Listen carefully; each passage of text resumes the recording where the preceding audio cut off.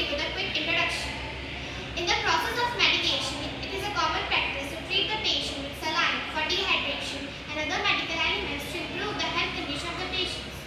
When the patients are being fed with the saline, continuous observation of nurses is mandatory. In monitoring the level of saline, there are many cases where patients are being harmed due to the staff inattentiveness, as their absence does not notice the completion of saline in the container. Thank you.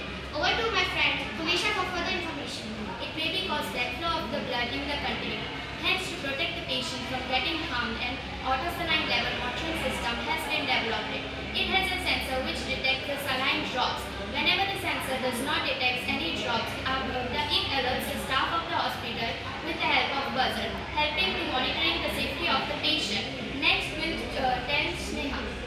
Now, I will explain about the aim of this project. The aim of this project is to indicate the level of saline in the bottle. Now, I will tell you about the materials used in this project. Saline bottle, battery, foam sheet, cardboard, wire, etc. Thank you. Over to my friend Akshata for further information. I will tell you about the working of this model. When a saline drip is given to a patient, a bottle is filled with fluid and the fluid is transferred to the patient drop by drop.